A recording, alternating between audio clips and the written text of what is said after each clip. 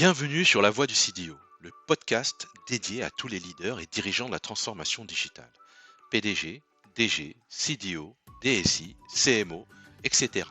Vous souhaitez comprendre, piloter et réussir votre transformation digitale. Ici, pas de théories stériles. Nous donnons la parole à ceux qui façonnent le changement, explorant les stratégies, les technologies, les pratiques qui transforment les organisations.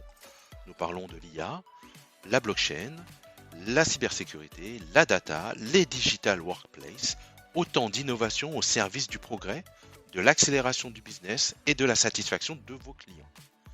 Succès ou échec, chaque expérience partagée est une leçon concrète pour vous aider à agir. Leader d'aujourd'hui et de demain, abonnez-vous et restez à l'avant-garde du changement. Eh bien, bonjour à tous et bienvenue à nos auditeurs à nouveau pour cette nouvelle année 2026. Nous tenons à vous présenter nos meilleurs vœux pour cette nouvelle année. Bonheur, santé, prospérité à tous. Et je pense que ça va être encore une année passionnante parce que beaucoup de choses dans nos domaines qui vont encore évoluer. C'est un domaine qui avance à toute vitesse. Merci Dawson d'être avec moi, avec nous à nouveau cette année. Merci Miguel, ravi aussi. Je souhaite les meilleurs vœux à nos invités et puis à nos anciens invités de 2025-2024 aussi, qui m'ont fait de chaleureux retours en ce début d'année. Voilà, la santé avant tout et puis tout le reste viendra après. Exactement. Moi, je rentre de Montréal, parce que notre dernier épisode avec Luis Alberola, j'avais pu le faire depuis Montréal où habite aussi Luis. Et j'étais sous la neige et j'arrive à Paris dans la neige également. Donc c'était assez étonnant, ça, c'est plus rare. Et toi, à Bordeaux, Dawson? Alors, pas du tout. Moi, malheureusement, mes enfants sont extrêmement tristes de ne pas avoir la neige. Je crois que c'est le seul endroit où il n'y a pas la neige. Et ils sont encore là où ils s'émerveillent de pouvoir s'amuser dans la neige. Voilà. Eh ben, oui. Eh ben voilà. Donc tout le monde n'est pas à la même enseigne de ce point de vue-là. Eh bien, nous avons deux super invités aujourd'hui, Patrick Albertini et Kevin Massalou, que je vais laisser bien entendu se présenter. Patrick, en tout cas, expert de la vente et de la communication interentreprise et qui, si j'ai bien compris, utilise l'IA à fond depuis plusieurs mois, au moins un ou 2 ans. Enfin, il nous en dira plus. Et puis Kevin Massalou, qui vient du monde du CRM, qui se spécialise depuis quelques années aussi dans tous les sujets no-code et automation. On a eu un grand épisode aussi sur ce sujet-là il y a plusieurs mois. Ça va être très intéressant aussi d'avoir la perspective de Kevin et de voir un petit peu comment ce monde également avance aujourd'hui. Donc, je vous donne la parole tout de suite pour que vous puissiez vous présenter très rapidement et puis on sera bien entendu les débats ensuite. Peut-être Patrick, du coup, pour commencer. Donc, tu veux que. Quelle est la question? Vas-y, j'ai tout entendu, mais comment tu voudrais. À quelle question je devrais Tu démarrer? présentes rapidement ton parcours et que tu présentes ces centres d'intérêt du moment, bien entendu, et qui seront l'objet sûrement de notre débat ensuite. Alors moi, j'ai un parcours qui, en tant qu'autodidacte, a fait que j'ai abouti à une fonction commerciale qui, ayant réussi, m'a permis d'être manager commercial en utilisant tous les outils CRM et tout au fur et à mesure. Au début, c'était des CRM avec des post-it et puis ça a évolué. Et blablabla. En tout cas, ce qui est certain, c'est que quelles que soient les activités dans lesquelles j'étais, c'est que la facturation facturer du chiffre d'affaires était ce qui allait garantir la rentabilité et la bonne santé d'une entreprise. Et ça, c'est valable pour toutes les entreprises. Donc, les vendeurs deviennent quand même les pilotes de Formule 1 d'une équipe qui doit faire des chronos et gagner des courses. Donc, alors, je suis un cas à part. Je suis dyslexique, mauvais élève à l'école. Donc, tous les facteurs qui aujourd'hui pourraient être considérés comme la personne qui est le moins apte à réussir. Et j'ai galéré toute ma vie avec tout ça, en manageant des équipes, en faisant du mieux possible, en étant avec mon intelligence relationnelle en mesure de pouvoir faire beaucoup, gros chiffre d'affaires, gros salaire. Donc, j'ai suivi le cours des choses. Et l'IA, pour moi, était une révolution parce qu'à partir du moment où l'IA est devenue mon assistant au quotidien, j'ai pu écrire mieux, plus vite, différemment, en restructurant mes idées et en gagnant un temps fou et en redevenant beaucoup plus crédible que ce que j'étais auparavant. Alors, le paradoxe, c'est que j'ai réussi et que je me suis dit que si j'avais eu ça avant, j'aurais été peut-être en haut de la pyramide de beaucoup de choses, ce que je n'ai pas pu avoir parce qu'on facilement me collait des étiquettes en me disant il fait des fautes de frappe quand il parle, il écrit mal, il fait des fautes, et bah. Ce que je ne suis plus du tout.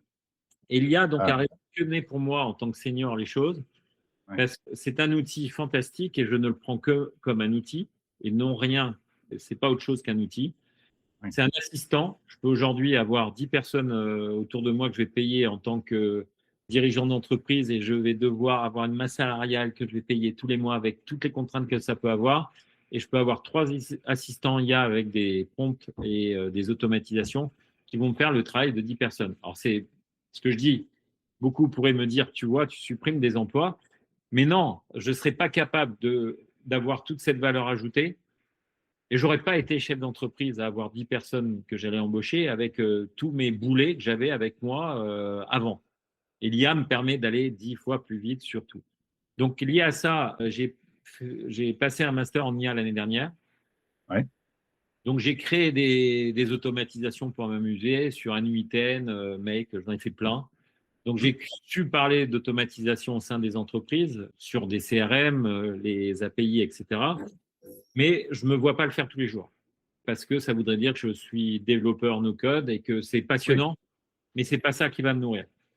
Ce qui va me nourrir, c'est continuer à facturer, d'aller développer, d'aller susciter des intérêts plus facilement auprès de nouveaux marchés, créer de la valeur là où on pensait peut-être qu'il n'y en avait pas, d'avoir un nouveau monde qui allait s'ouvrir avec plein d'opportunités et de pouvoir s'engouffrer dedans, y aller sans complexe, parce que l'IA va être meilleure que nous pour structurer tout ça et nous aider à le faire.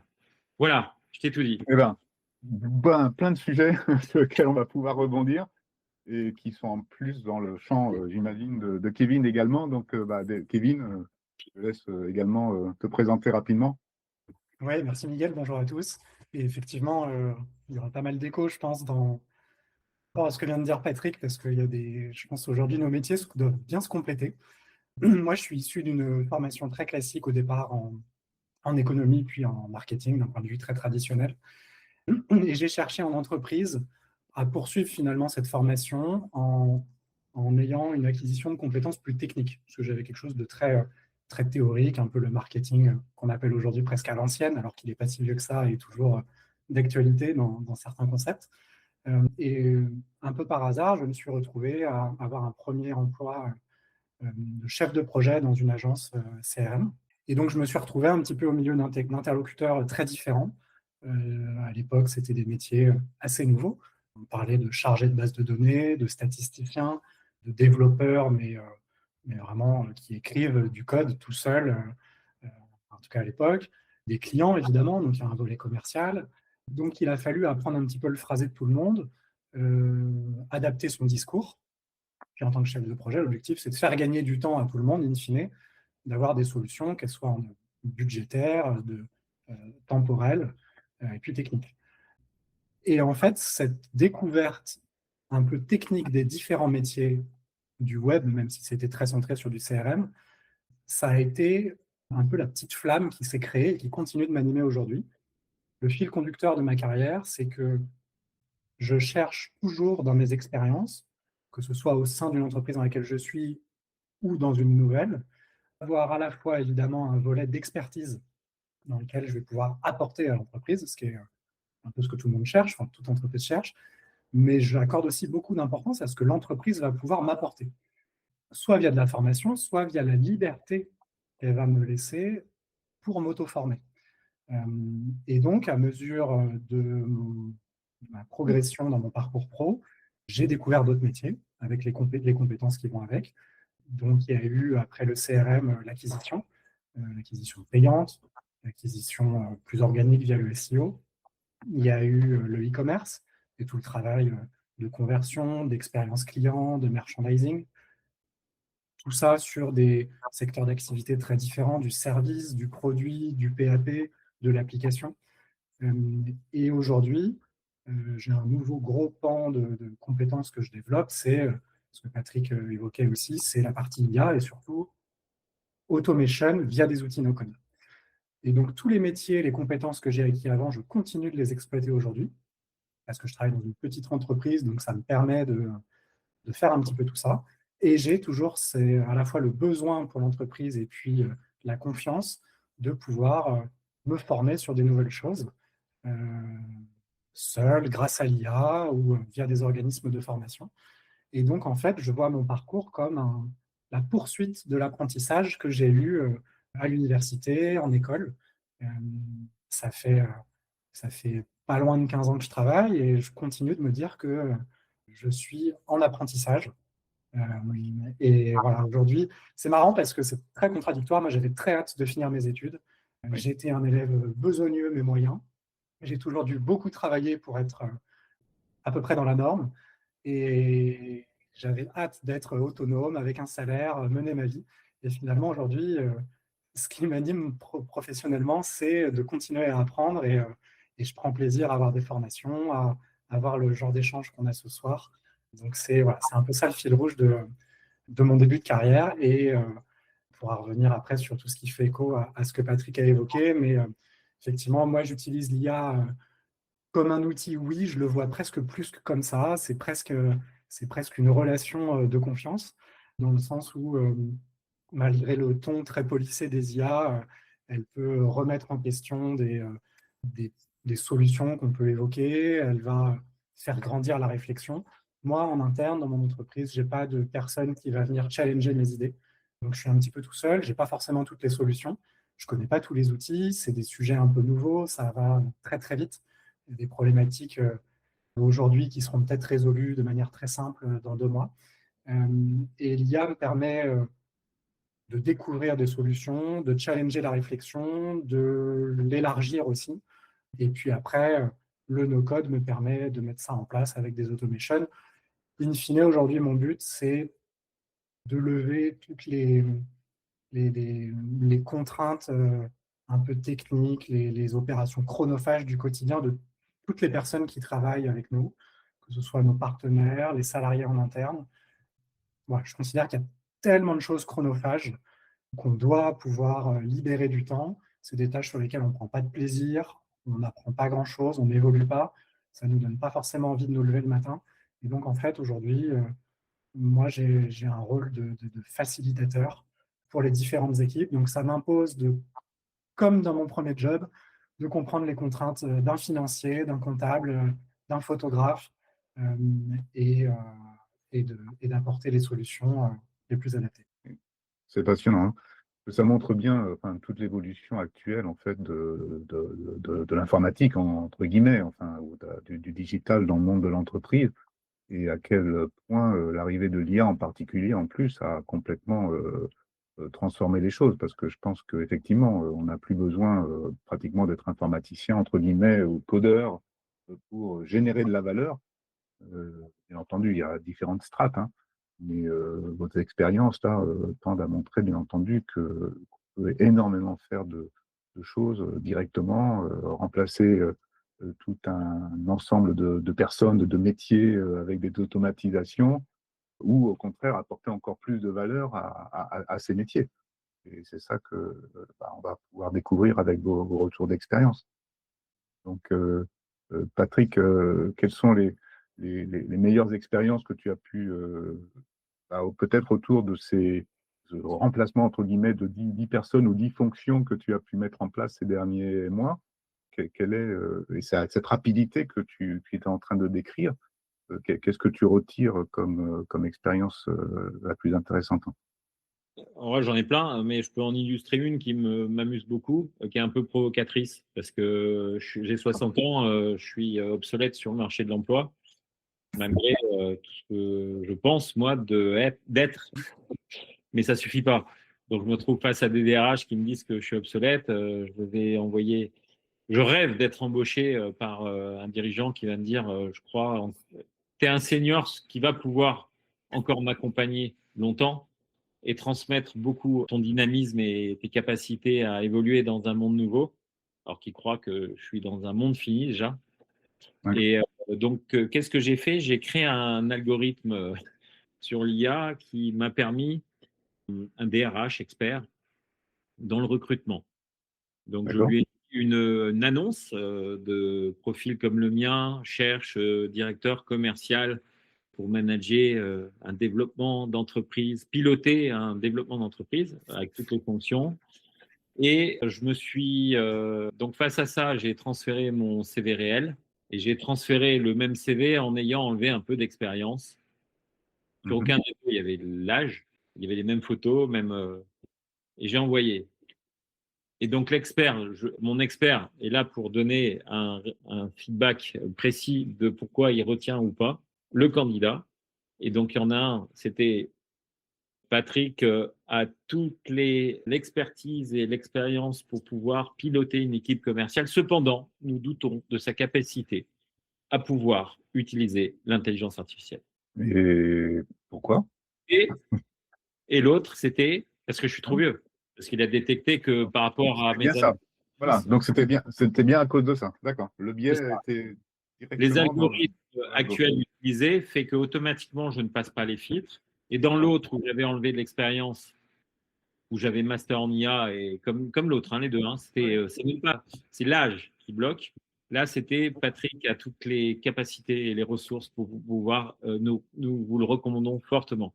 Bon, Donc, ça veut dire que je voulais pouvoir l'expliquer à certaines personnes, et notamment à des RH qui finalement ont en amont des algorithmes, notamment sur LinkedIn et tous les logiciels actuels, ouais. pour n'avoir que des CV qui ont été filtrés au préalable par. Et pourtant, je considère aujourd'hui qu'à mon âge, j'ai beaucoup plus d'aptitudes, étant donné que c'est moi qui ai créé l'algorithme, par rapport à beaucoup de jeunes, des juniors qui ne savent pas le faire. Bien sûr. Donc, ça veut dire que les seniors, ils ont une capacité de pouvoir comprendre à quel point l'intelligence artificielle va les aider dans une nouvelle vie professionnelle même. Parce Ouais. qu'on a cette capacité à ne pas prendre argent comptant tout ce qui est dit et de savoir faire la différence entre le vrai, tout ce qui est la véracité de ce qui est évoqué et les sources. Et parce que, comme le disait Kevin, l'IA a été formatée et entraînée pour faire plaisir. Donc automatiquement, si on ne sait pas détecter qu'elle peut raconter des conneries pour finalement donner une réponse quand même, ben, il y a beaucoup de juniors qui vont mettre les pieds dedans et prendre Oui. argent comptant tout ce qui est dit, et ça va leur porter préjudice. Moi, c'est pour ça que on en parlait avec Dawson tout à l'heure. Par exemple, vous m'envoyez un courrier, vous m'envoyez un mail en me demandant de vous répondre, quel que soit le sujet. J'ai mes biais cognitifs et j'ai aussi ma perception Oui. de comment et je ne suis pas forcément toujours objectif. Et j'ai mon émotion. Donc, sur ma supposition d'un ton utilisé qui est en réalité que de l'écrit, mais il y a beaucoup de non-dits dans les écrits, va faire que peut-être avec mes émotions, je vais répondre d'une certaine manière. L'IA a cette capacité à ne pas finalement avoir d'émotions, mais dans les mots de comprendre exactement le fond des choses et de me construire une réponse comme moi j'entendais, comme avec mon état d'esprit, mais que j'étais pas en mesure de pouvoir l'écrire tel que je le voulais. Et je m'exposais à des risques d'avoir en face de moi quelqu'un qui lit ma réponse de façon avec ses émotions, son ego, et de finalement ne pas avancer. Et depuis que j'utilise l'IA, que ce soit au niveau familial, que ce soit au niveau professionnel, j'ai l'IA qui tempère mes émotions pour me dire, sois plus diplomate, voilà, je vais transformer ton texte comme ça, je Ouais. relis, je me dis, c'est exactement ça que je voulais dire. D'accord. Merci. Je l'envoie et derrière, je passe pour quelqu'un qui est rapide, pas de faute, consciencieux et qui parle bien et qui répond aux émotions de l'autre. Et ça, l'IA me permet d'aller 10 fois plus vite que ce que je suis. Alors, Oui. alors moi, les agents, Kevin pourra probablement mieux en parler que moi parce qu'il est avancé sur le no-code et sur tout ce qu'il peut développer. Moi, les agents que j'ai faits, c'est mon agent, c'est un super agent. C'est mon bras droit qui est surdimensionné. Je lui ai mis mon CV, je lui ai mis mes études, je lui ai mis ma façon de parler. Je lui ai mis un rapport de psy quand j'étais 10 ans qui me disait que j'étais un nul. Je lui ai mis des écrits en disant regarde mon cerveau en arborescence, comment il marche. Je lui ai mis mon parcours, je lui ai mis tout. Mon profil PCM, donc du Process Communication Model. Je lui ai tout mis. Et je lui dis aujourd'hui, en vocal, je lui dis vas-y, présente Patrick Albertini à ce chef d'entreprise et dis-lui qui je suis pour qu'il m'embauche. Il va le faire mieux que moi je le fais. Donc, ce qui veut dire qu'il est capable, et là, je l'ai essayé, hier, j'ai eu un cas bien précis, il est capable de me comprendre sur ce que je ressens et mon type de personnalité et de faire le lien avec celui qui peut-être sur lequel je vais avoir une interaction pour pouvoir combiner les deux. Et depuis que je l'utilise, j'ai très peu de colère. Mon état d'esprit derrière, je vous assure, ça Tu veux change. dire que ton propre état d'esprit à toi a changé. Mais oui, Miguel, tu m'envoies un mot et tu me dis est-ce que tu peux, on travaille ensemble par exemple, et tu me dis Patrick, peux-tu m'envoyer le rapport pour demain? Moi, ma structure de personnalité, si tu me parles comme ça, je dis putain, il se prend pour qui lui? Voilà. Et puis je te réponds et je vais te répondre aussi sec. Et puis toi, tu vas dire je mets le fil de la discussion qu'on a eue, je le mets à mon agent et je lui dis écoute, voilà, j'aurais tendance à vouloir répondre ça et est-ce qu'il y a quelque chose que je n'ai pas compris? Parce que du coup, peut-être que lui, par rapport à sa structure de personnalité, il me dit ça comme ça, quoi. Oui, c'est ça, innocemment, entre guillemets. Effectivement, il faut considérer que peut-être il a une charge mentale très prise en ce moment parce qu'il est à ça et à ça. Lui, simplement, ce dont il a besoin, c'est ça. Et donc, comme il est plutôt dans le type analyse, il a besoin de quelque chose de précis, réponds-lui simplement de façon précise pour qu'il ait ce dont il a besoin. Donc voilà, est-ce que ma formulation te convient? Moi, je lis et je dis, bah ouais, parfait.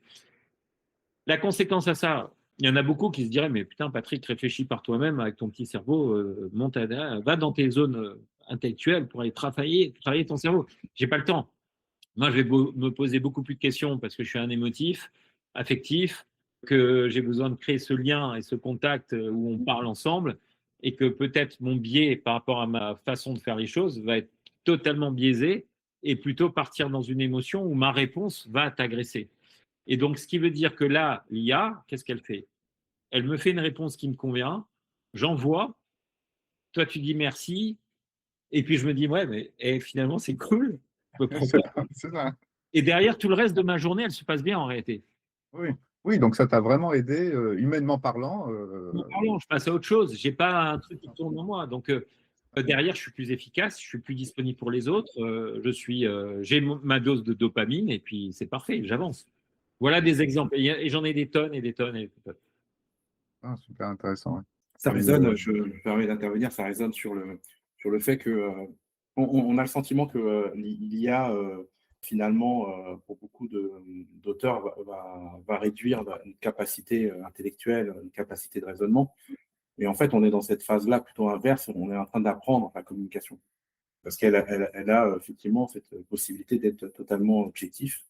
Et comme Patrick est formé sur le processcom, il sait trouver le bon canal de communication pour essayer de faire connecter chacun des personnalités entre elles, même si ce n'est pas la réponse à tout. Mais il n'y a pas de formation à chaque individu sur tout ce qui est communication. Donc, il peut y avoir de la mésentente, de l'interprétation, comme disait aussi Patrick, sur ce sujet-là. Et je trouve que moi, je l'utilise aussi. Ça m'est arrivé d'utiliser. Ça m'a fait rire parce que parfois, je l'utilise sous le ton d'agacement. Et la dernière fois, je l'ai mis. Et contrairement à ce qu'on a dit tout à l'heure, l'IA va plutôt dans notre sens. Là, pour le coup, l'IA est allée à l'encontre de mon sens et dit surtout pas envoyer ce mail parce que ce n'est pas du tout constructif. Et du coup, ça m'a aidé, effectivement, et ça a permis d'être sur un angle beaucoup plus constructif et moins sur l'émotion en disant en fait, moi, j'ai pas de temps à perdre sur ce type de considération. Et en fait, c'était pas la bonne démarche. Oui, c'est étonnant parce qu'il y a plusieurs études récentes quand même qui ont l'air de montrer, ou en tout cas d'avoir peur que justement l'IA normalise un petit peu justement toutes les émotions, toutes les façons de parler, et que ça crée une sorte de standard par le bas, en fait, et que ça va gommer un peu les différences entre tout le monde, quoi. Donc là, vous êtes en train de dire presque à la Mais- fois, à la fois, vous êtes en train de dire ça quand même, hein, parce que voilà, ce que tu vas utiliser, Patrick, sont quand même des choses que l'IA justement a dit et que tout le monde, si tout le monde dit ça, bah, tout le monde va gommer les émotions effectivement dans sa communication. Mais en même temps, tu es en train de dire que ça t'apporte quand même beaucoup. Non, alors moi je vais même au-delà, hein. Je pense que l'IA va nous sauver parce qu'elle va nous permettre de remettre justement de la reconnaissance dans ce qui fait la différence dans notre communication, c'est de pouvoir reconnaître chez l'autre. Tu me dis, voilà, je ressens ça. Quelqu'un qui écoute à 100%, il va te dire, effectivement, je comprends que tu ressens ça et il va te comprendre. Il va pas forcément te donner une solution. Et l'IA, si tu lui dis, écoute-moi, toi, mon agent IA, je suis malheureux aujourd'hui parce que Miguel, il m'a pas répondu à mon mail depuis 3 jours alors que ça m'angoisse. C'est comme s'il m'avait mis de côté et qu'il s'en fout de ce que je lui ai envoyé, quoi. Oui. Et ben là, il va me dire, l'IA va me dire, Patrick, je te comprends tout à fait dans ce que tu ressens. C'est normal que tu ressentes ça. Il n'y a aucun humain qui le fait de nos jours, ça. On va te dire, mais arrête, tu poses trop de questions, mon gars. Passe à autre chose. On va te dire, mais c'est toi qui as tort. Donc, sur la recréation de la reconnaissance, l'IA est 10 fois plus forte que nous. Parce qu'elle va prendre toutes les données des bonnes réponses et elle va savoir les créer pour nous donner ce moyen-là. C'est pour ça qu'il y a des gens qui vont l'écouter jusqu'au bout pour dire c'est l'IA qui a raison. Un enfant qui communique avec son IA et de l'IA, écoute, je comprends que tu sois aujourd'hui un peu énervé de ce qui s'est passé à l'école et que tu puisses avoir cette colère en toi par rapport à ce que tu as entendu parce qu'on t'a maltraité. Et lui va dire, putain, il y en a un qui me comprend là. Il va parler à sa mère qui l'écoute pas, qui va lui dire, allez, fais un effort, sois fort, sois costaud, te plains pas. Et à votre avis, il va où l'enfant là, dans la durée? Oui, oui. Il va plutôt aller Voilà. côté de l'IA, en tout cas, ça c'est clair. Et ça, Mais justement, il y a quand même des risques. On a entendu parler de risques de personnes qui ont été dans leur conversation amenées un peu en burn-out amenées même à se suicider à la fin. Enfin, en tout cas, on entend ces histoires racontées. Donc, il y a quand même aussi le danger de l'autre côté. le risque, c'est que l'IA va t'accompagner sur tes émotions alors que c'est une machine. Et que C'est ça. l'humain ne t'accompagne plus sur tes émotions. Elle te demande de modifier pour être fort, rapide. Et ça, c'est le gros problème, parce que les jeunes aujourd'hui n'ont pas notre capacité à pouvoir évaluer les bienfaits ou les côtés. Donc, nous, on est capable de le faire. Moi, je le vois très bien. Dans ma communication au quotidien sur la process communication modèle, et d'avoir les interactions et le langage qui correspond, on accorde plus d'importance à la façon dont les choses sont dites qu'à leur contenu. Donc moi, je ne vois que des personnes qui, en réalité, ne se comprennent pas alors que les mots sont très simples à comprendre et qui partent dans des malentendus ou des conflits qui se dégénèrent, qui amènent du stress et qui fait qu'il y a des gens qui partent dans des dépressions, burn-out, etc. Et l'IA, elle fait tout le contraire. Quand je lui parle, l'IA, j'ai pas encore vu une IA qui aujourd'hui va te dire que tu es un gros con parce que tu n'es pas assez costaud, quoi. Ouais. Alors je suis dur, hein, excusez-moi des termes que j'utilise, si c'est enregistré, peut-être que on me dirait, mais un peu plus de diplomatie dans ce que tu dis. Mais en tout cas, tu vois, si j'exprimais ce que je viens de dire à l'IA, elle me dirait, écoute, Patrick, je comprends dans le fond ce que tu veux dire, et même si tes mots sont très attaquants, en tout cas, il est normal que tu puisses l'exprimer. Maintenant, si je peux te donner un conseil, modère ce que tu dis, parce que tu es moins audible dans la façon dont tu dis les choses. Et voilà ce que je pourrais t'aider à faire si tu m'écoutes, parce que tu vas arriver à bien le faire. Moi, je vais écouter, je vais dire, waouh, c'est top. C'est vrai que je parle authentiquement, non-stop, il n'y a pas de virgule, je peux énerver. Et l'IA va m'apprendre à modérer ça. Un enfant, il y va d'emblée. L'école, l'éducation, il se sent isolé. En reconnaissance avec ses parents, on lui demande d'être fort, rapide, te plains pas, pleure pas et tout.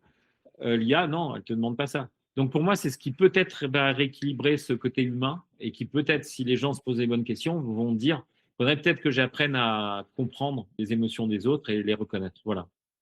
D'accord. Comment ça résonne chez toi, Kevin? Ouais, il y a plein de choses.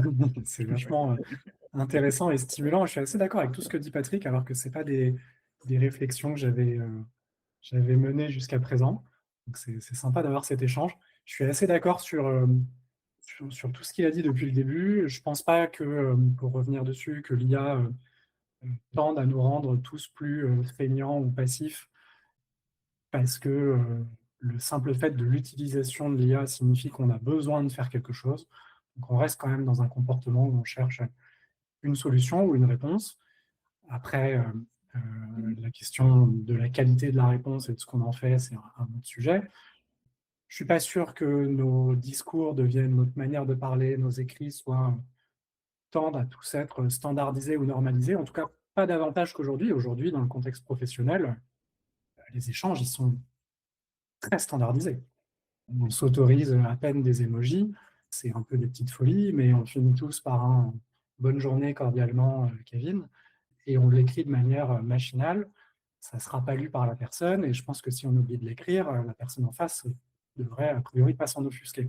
Donc en fait, on a aujourd'hui des échanges qui pourraient être raccourcis, optimisés, et on est déjà dans une forme de standardisation. Et puis après, par rapport à ce que disait Patrick, le point commun de chaque utilisation de l'IA, c'est qu'elle est déclenchée par un humain.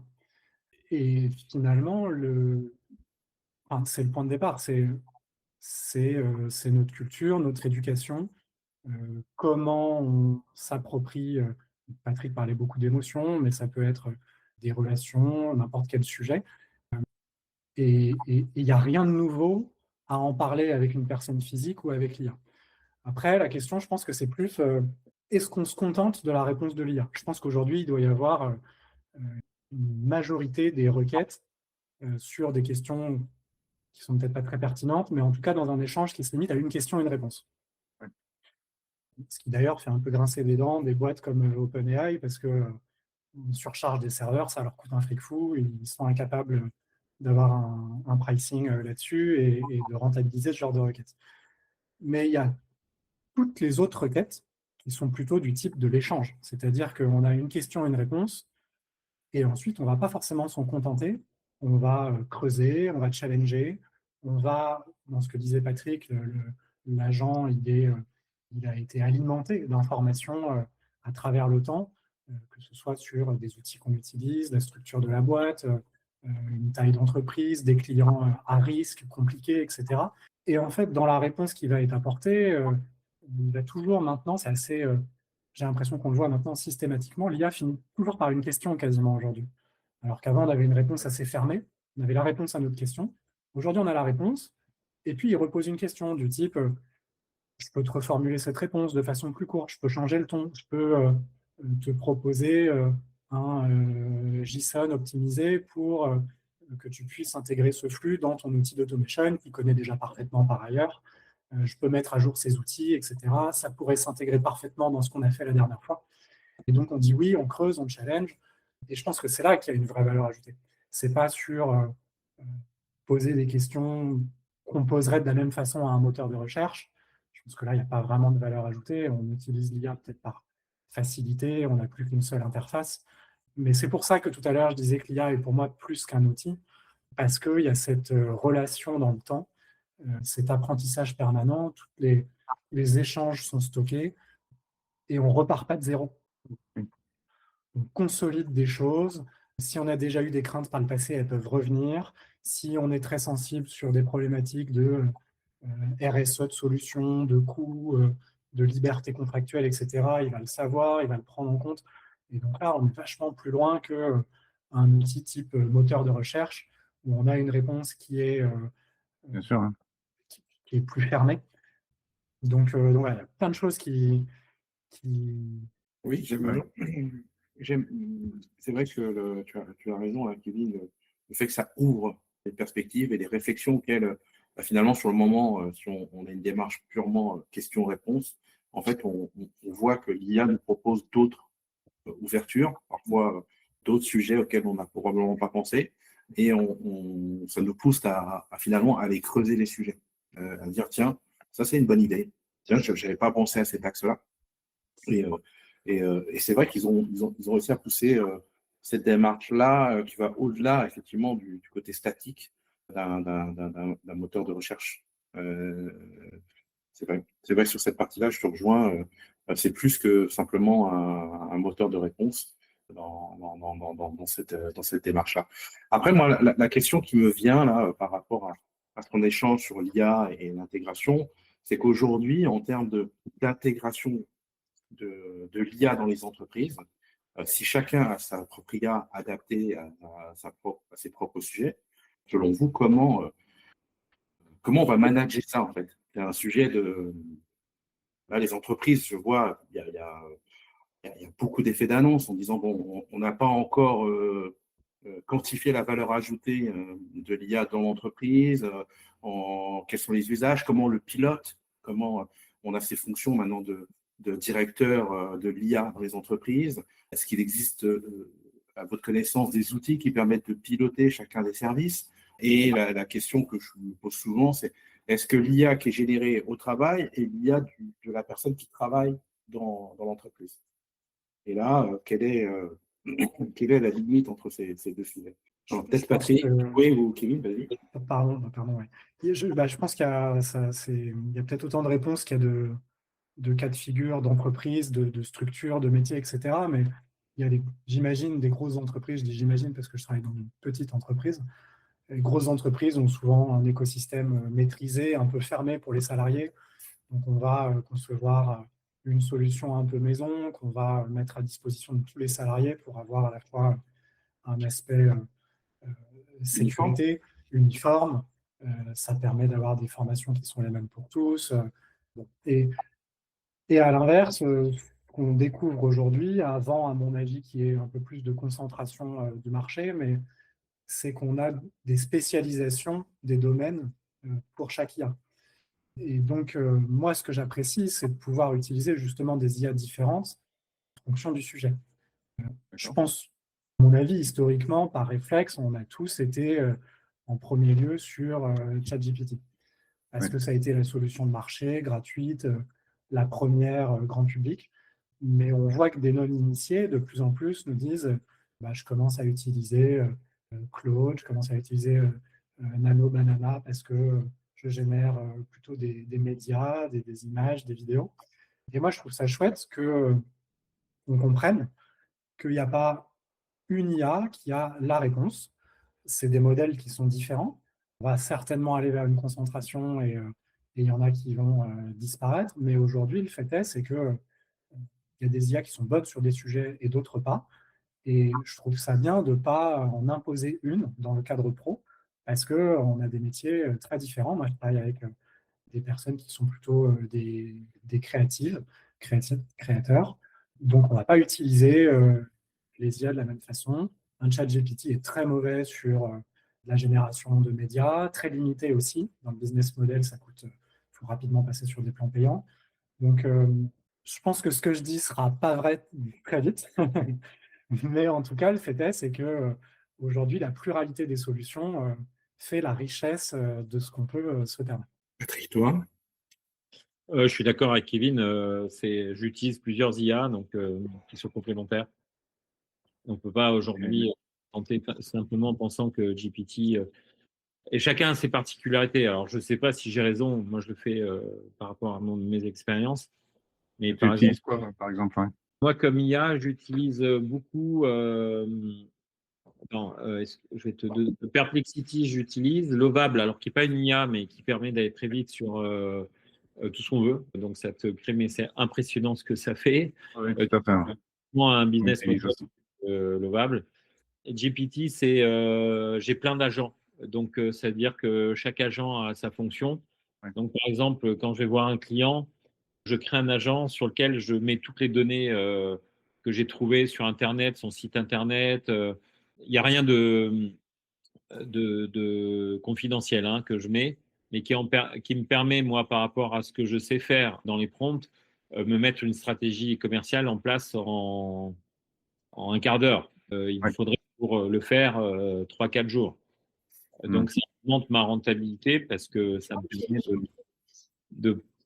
on pourrait croire que je mets beaucoup de temps pour faire ce que je fais en termes de contenu et de qualité, mais qu'en réalité, non. Pendant ce temps-là, je vais marcher dans les bois et c'est fait. Donc, ça c'est le côté qu'on pourrait me reprocher, parce que si je dis que je mets une demi-heure pour faire toute une stratégie et les dirigeants me regardent en me disant « Wow, Patrick, mais tu as fait quoi comme étude pour arriver à ça ?» En réalité, je l'ai fait par rapport à ce que je connais en utilisant un outil comme l'IA. Donc ça, c'est ChatGPT. Et il y en a un qui est GenSpark, Oui. qui est remarquable parce qu'il fait appel à différents agents, notamment GPT. Donc c'est un genre de Delos, je ne sais pas pour ceux qui connaissent. Donc Delos, c'est permettre à un utilisateur d'aller utiliser la meilleure IA en fonction de ses demandes. Donc vous avez voilà. Donc ce qui veut dire que si je veux générer une vidéo, il va aller chercher chez celui qui a l'IA qui fait une vidéo, il va me faire une vidéo de 45 minutes. S'il veut me faire un avatar, il me le crée. Et s'il veut me faire un doc sous Word, il me le fait. Si je veux faire une landing page, il me le fait. Si je veux l'utiliser comme GPT, il me le fait. Et maintenant, il permet de faire des agents. Donc, c'est assez poussé, très, très poussé. La seule chose qui me dérange, c'est le côté chinois derrière, parce que les données, c'est toujours un peu la même chose. Une boîte chinoise, oui. Voilà, américaine d'un côté, chinois de l'autre. Je connais peu les Français encore, parce que… Vous n'avez pas essayé Mistral, ni l'un ni l'autre, non? Non, non, et j'y suis pas allé pour une simple bonne raison, c'est que mes abonnements et tout ce que j'ai conçu avec mes différents agents sont en place et que en termes de parts de marché, quand ils prennent des parts de marché et qui vont jusqu'à un certain niveau d'exploitation de leur IA, c'est difficile de. Moi, j'ai pas envie de changer, quoi. Tous mes agents sont mis en place chez où ils sont et de me déséquiper pour retourner vers. Et là, je suis fidèle parce que le temps que je recommence à comprendre comment fonctionne une IA et son potentiel, entre-temps, ça a déjà changé partout parce que c'est quelque chose qui évolue très vite. Et comme le dit Kevin, GPT va être tout à fait en capacité au moment donné. À un moment, il prend un retard sur une fonctionnalité, il va retrouver une avance à un moment donné et ainsi de suite. Et bon an, mal an, c'est pas ça qui va changer pour ma part en tant qu'indépendant mon résultat final. Si je suis dans une entreprise où je devais choisir ce que j'allais faire pour pouvoir mettre en place et intégrer l'IA comme un outil indispensable pour faire la différence dans la performance, j'irai peut-être même créer, enfin c'est sûr, j'irai créer mon IA. Oui.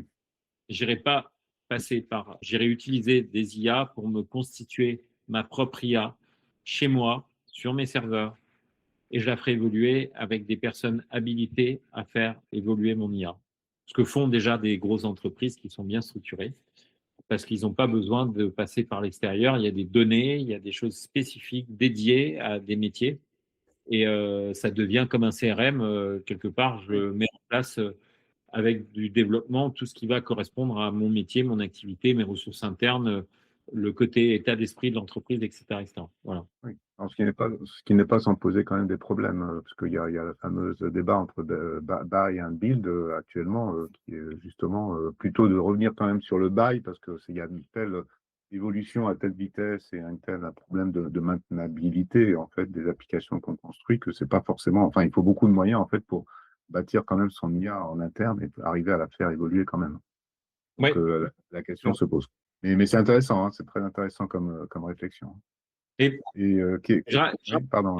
Juste un élément, contrairement à ce qu'on pourrait croire, c'est que c'est peut-être plus adapté aux grosses entreprises. Moi, je ne le crois pas.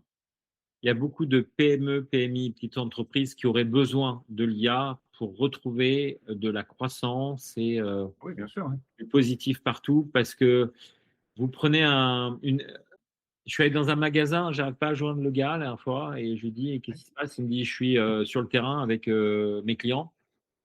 Oui. Et je ne suis pas dans la boutique. Et comme je suis tout seul, on cherche à me joindre pour prendre rendez-vous, mais je suis avec mes clients sur la boutique. Voilà un cas d'usage où s'il y a ça va complètement changer son business model derrière. C'est ça. Oui, ben là, je suis complètement d'accord avec toi. Hein, c'est fondamental.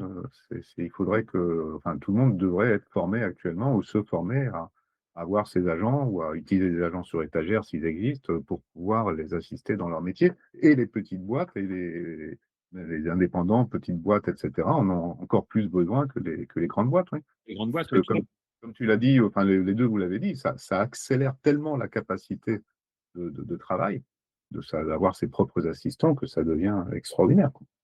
En qualité de service, tu tombes sur un qualité de service aussi. Oui. Il y a un message et si vous voulez prendre rendez-vous tout de suite, voilà les disponibilités, vous pouvez déjà bloquer. Je veux dire, si c'est par l'IA, la personne le fait, elle a au moins une réponse. C'est ça. Oui, puis un premier niveau de service, même en SAV ou en support. Enfin, on développe plein d'agents dans ce domaine-là. Il y a des agents vocaux qui font de la conversation de temps réel qui marche impeccable maintenant. Donc, c'est extraordinaire, effectivement. Qui n'a pas été confronté au j'appelle un service, donc tapez le 1 pour si ça, tapez 2, Oui. tapez 3, non, ben, je ne suis pas là, au bon, et puis vous tombez sur quelqu'un, oui, c'est pourquoi l'IA ne fait pas ça. L'IA, c'est bonjour, comment je peux vous aider? Et elle va vous répondre, et même, elle va vous mettre en relation avec un humain s'il n'a pas donné la réponse. Ouais. Si elle peut vous donner les réponses, vous allez beaucoup plus vite que l'humain. C'est le problème des organisations d'entreprise, là. Bien sûr, bien sûr. Bah, Kevin, c'est l'approche opposée, parce que pardon, c'est l'approche opposée parce que le standard vocal commence par la catégorisation de la cause de l'appel, alors que le client appelle pour un problème, alors que l'IA fait une catégorisation invisible en apportant immédiatement une réponse qui se veut rassurante, une forme d'accusé de réception, mais un peu plus qualitatif. Et c'est une approche complètement opposée et c'est là où c'est intéressant. On reparle encore d'émotion, mais qui est bien plus apaisant qu'un serveur vocal qu'on ressent presque comme plus inhumain. Oui, je rejoins ce que vous dites. Je pense que tout le monde l'a vécu comme ça. C'est sûr que sur une question ouverte, comment je peux vous aider, ou taper un 1, un 2, un 3 ou un 4, ça change la relation. Ça change la relation pour une entreprise. Veuillez patienter, nous allons vous traiter après 4 clients dans 24 minutes. Et puis d'un seul coup, nos agents sont pris. Veuillez renouveler votre appel. C'est ça qui est un peu surprenant, c'est qu'aujourd'hui, alors que l'IA va très vite, on voit que ces grandes sociétés sont toujours avec leurs standards téléphoniques de cette manière-là. Et on peut se poser la question de est-ce qu'ils n'arrivent pas à faire bouger les lignes? Est-ce qu'il n'y a pas les compétences aujourd'hui? Parce que ce métier, finalement, même si le sujet de l'IA a plus de 35 ans, comme disait Miguel, mais aujourd'hui, les usages et les personnes qui pourraient être en charge de ces sujets-là sont-ils assez nombreux? Comment quelque part, là, on n'a que l'interface utilisateur. Comment on gère la donnée qui est récoltée sur ces interactions avec l'utilisateur? Mais bon, ce nouveau monde, excusez-moi, juste parce que tu as parlé de 35 ans, ce nouveau monde de l'IA, c'est depuis 3 ans, 30 novembre oui, c'est ça. 2022, donc c'est quand même très différent d'avant. L'IA d'avant, enfin, voilà, l'IA prédictive, elle est toujours géniale, bien entendu, dans son domaine, mais l'IA dont nous parlons, elle est complètement nouvelle.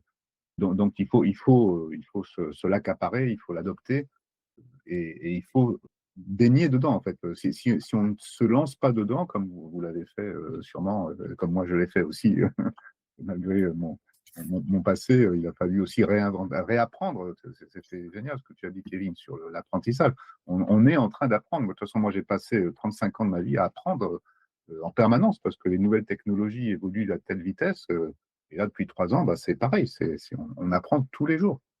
On est en apprentissage complet, parce que sinon, on se fait d'une part larguer, en plus, en étant spécialiste, et parce que, justement, il faut aller découvrir ces nouveaux usages. Ce que vous êtes en train de décrire est fondamental. Mais du coup, par rapport au no-code, comment tu vois, toi, Kevin, justement, cette évolution? Est-ce que depuis 3 ans, l'évolution du no-code, grâce à l'IA, justement, a aussi complètement changé? Comment tu l'introduis, toi, dans ton domaine?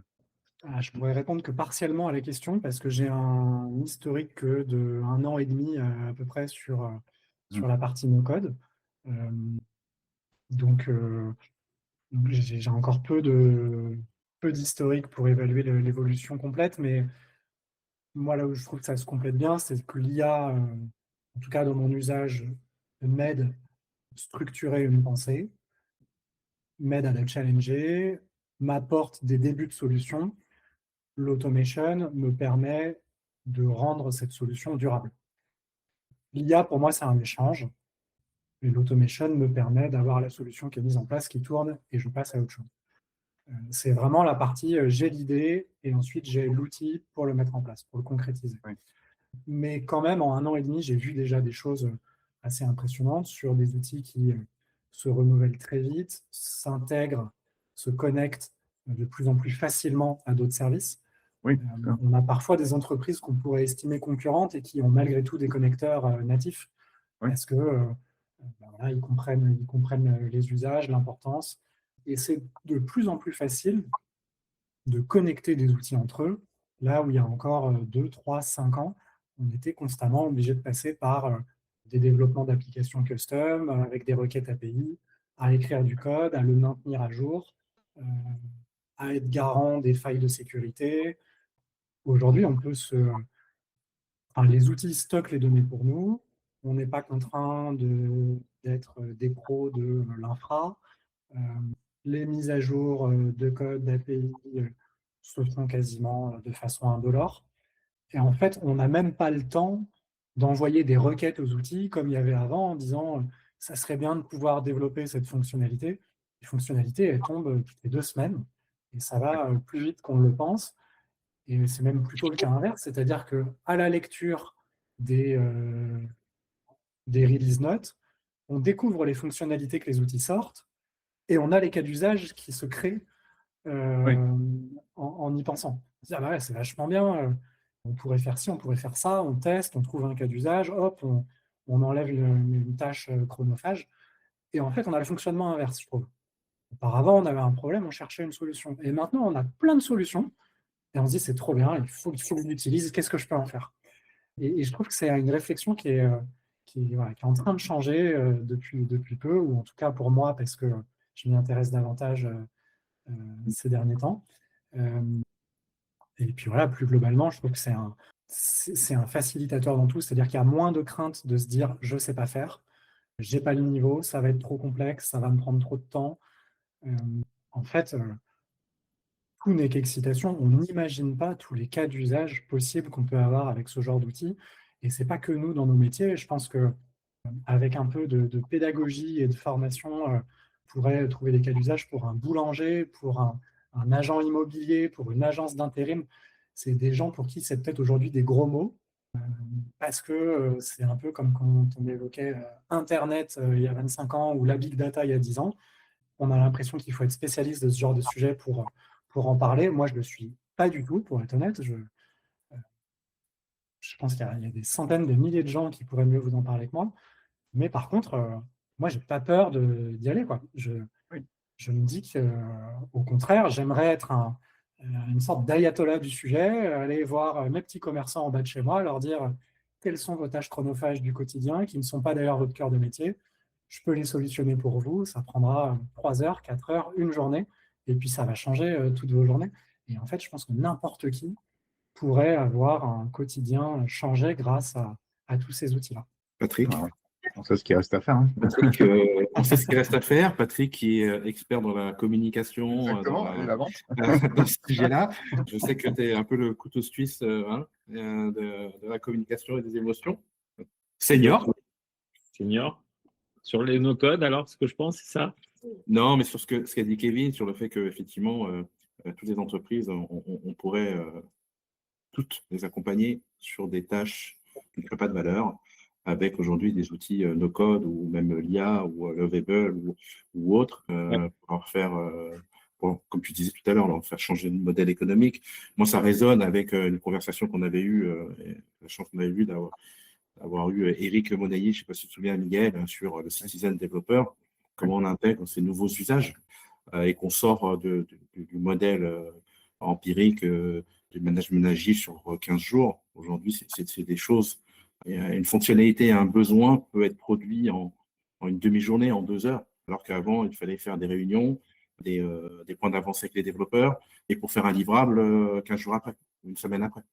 Aujourd'hui, on est en totale rupture de ce modèle-là. Celui d'Eric aussi. À l'époque, il était venu en parler. On aurait pu y passer beaucoup plus d'heures. Mais 1 an après, on se rend compte que l'arrivée de l'IA n'a fait qu'accélérer finalement ce nouveau mode de transformation numérique. C'est-à-dire, il y a une accélération forte. Est-ce qu'il y a une adoption des entreprises sur ça? Il y a encore ce modèle de management du changement qui est encore en train de se construire, comme on disait tout à l'heure, dans tout ce qui est numérique. Et je pense que c'est un sujet à approfondir avec le croisement de compétences qui est le ProcessCom, qui s'éloigne un peu, ou de la communication, qui peut sembler s'éloigner un peu de tout ce qui est technologie, mais qui laisse l'humain au cœur de ce sujet-là. Donc Patrick, toi qui es aguerri sur ce sujet-là, je te laisse la main. Je suis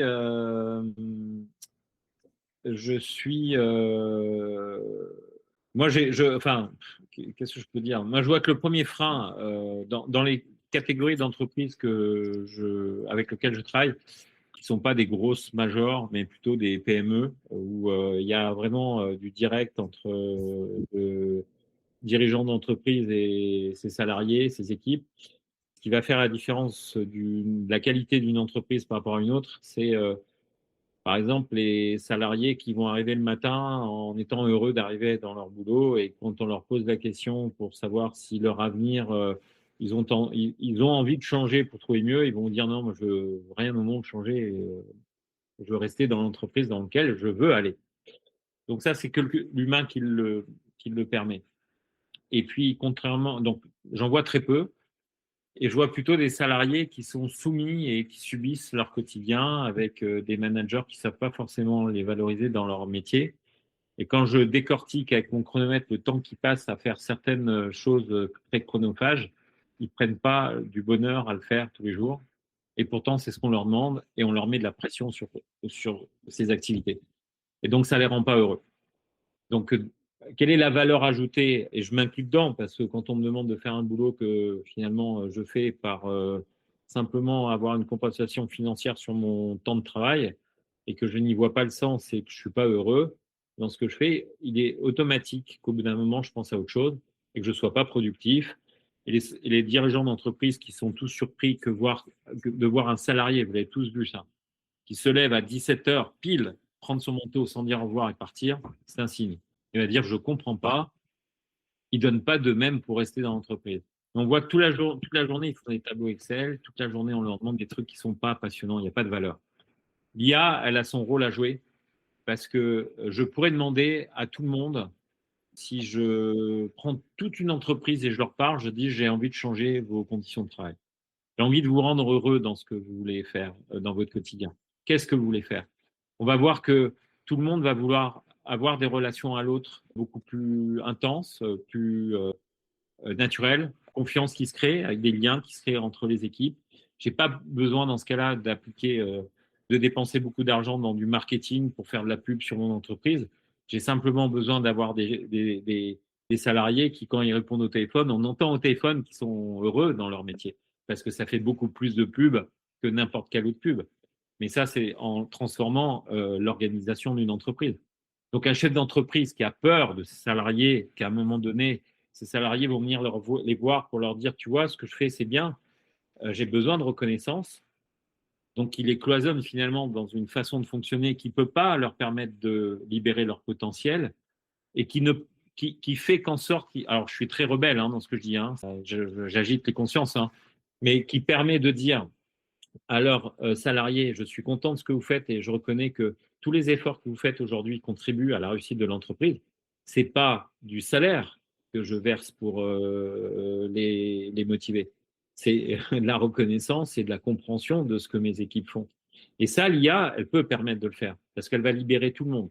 Quand je vois une RH qui passe son temps à faire des tableaux Excel pour savoir quelles sont les économies qu'elle peut faire sur des économies salariales, et qu'elle est stressée là-dedans parce qu'elle doit amener un rapport bien fait de 36 pages qu'elle va présenter au COMEX et qu'elle a passé 3 jours à ça, je préférerais qu'elle aille sur le terrain pour voir comment les équipes sont heureuses, et que derrière les managers toxiques, qu'elle les mette à côté et qu'elle ait des managers qu'elle forme à pouvoir rendre les gens heureux, que de pouvoir s'occuper de ces tableaux Excel. Et c'est pareil pour les directeurs commerciaux, et ça, je le fais à tous les niveaux. Donc, il y a cette vertu de pouvoir mettre en place, si on fait... demain, je peux, moi, par du no-code, réduire le temps effectif d'une fonction.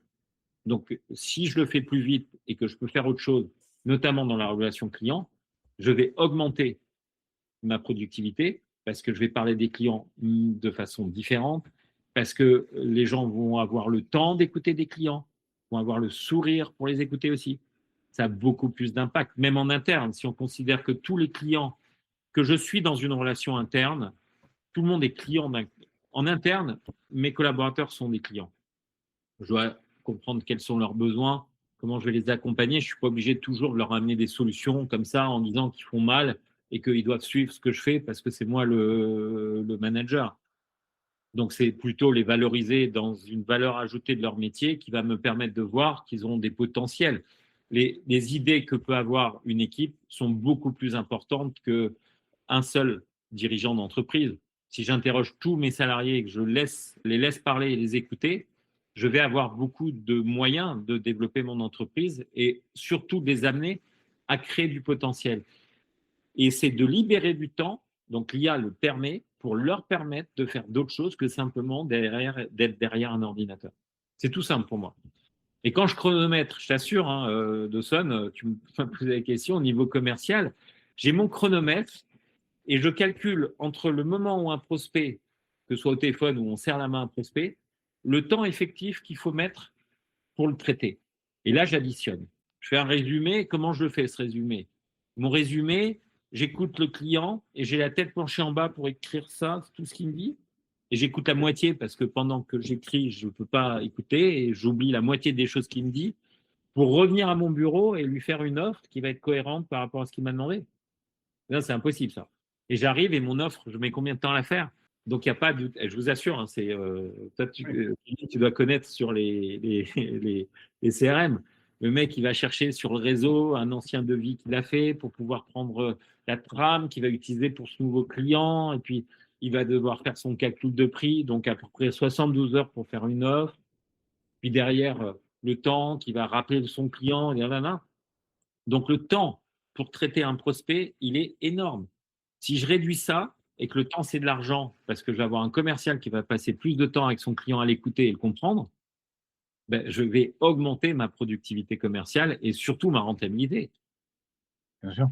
Voilà. Donc, voilà ce que l'IA peut faire. Et soit je le fais en interne parce que j'ai des développeurs que je transforme pour leur permettre d'intégrer l'IA dans les circuits et dans les process. Et je peux mettre peut-être même des mecs qui sont moins qualifiés, mais qui vont savoir utiliser le no-code pour pouvoir, sur des entreprises très simples, le mettre en place.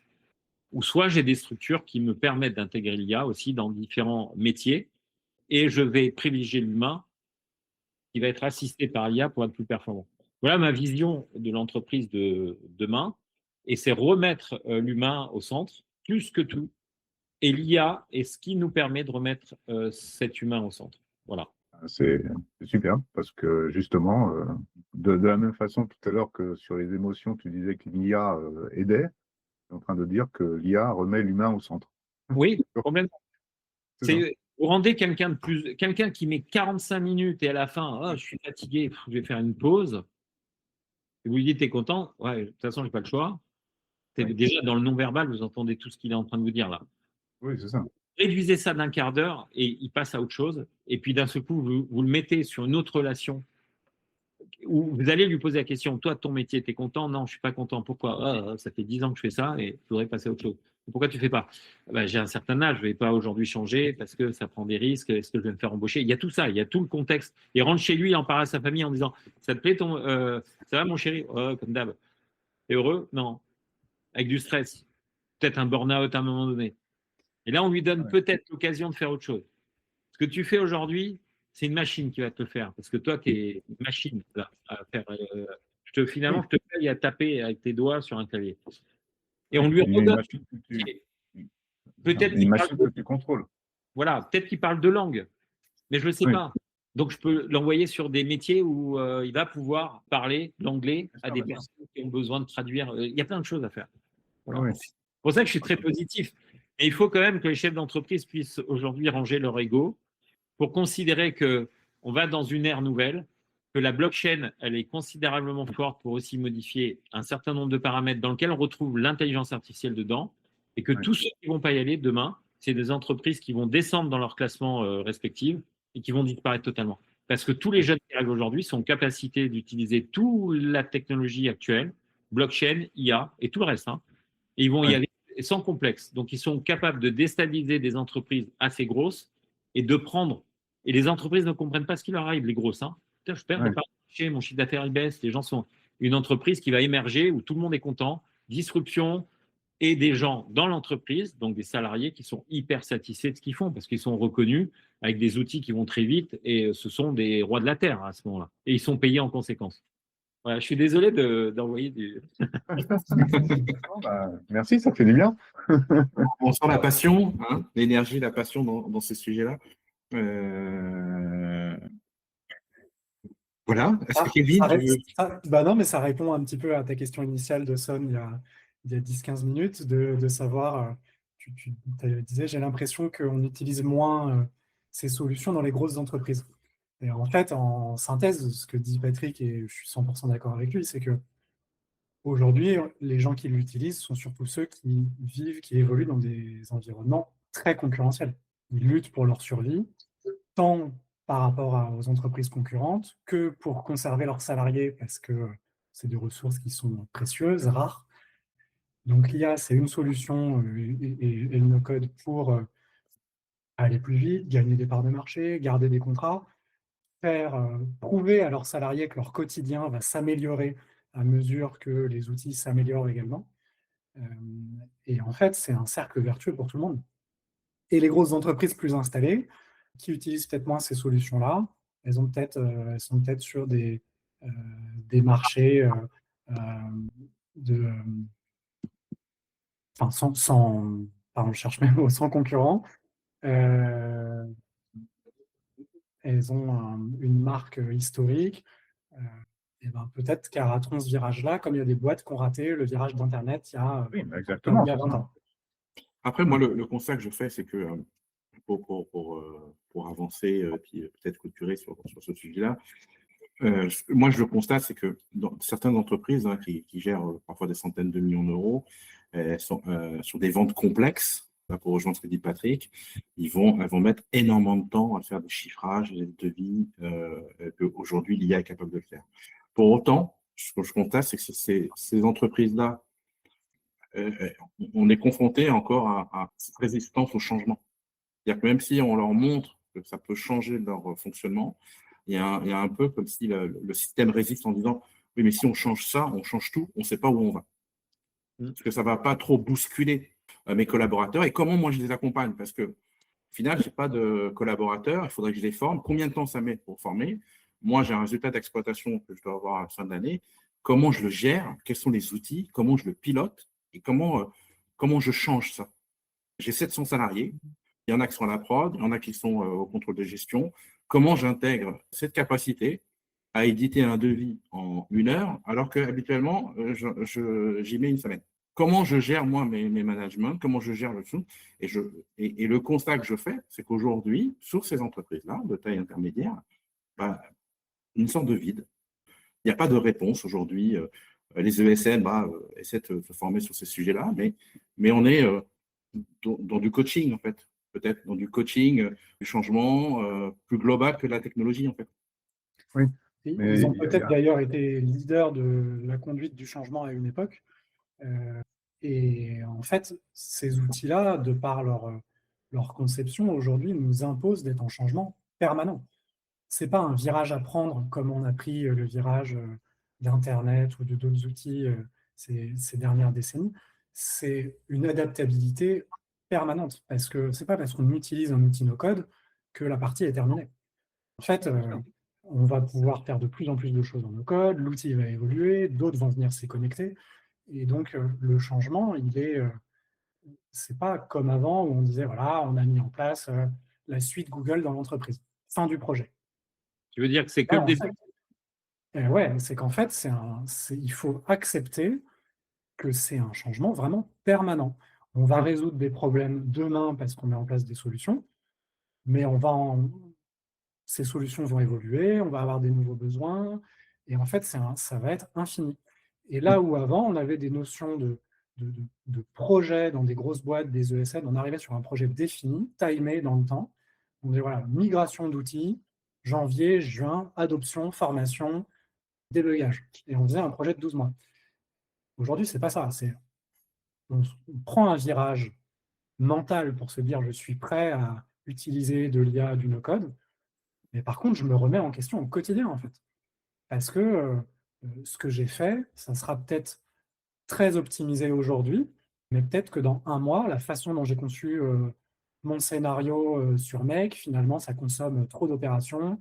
Il y a aujourd'hui moyen de synthétiser des opérations, du code, et en fait, c'est un renouveau permanent. Et je pense que c'est là où il faut aussi être, avoir ça en tête, c'est de se dire que voilà, c'est pas une mission, c'est pas un one shot, c'est une nouvelle manière de penser qui doit nous accompagner en permanence.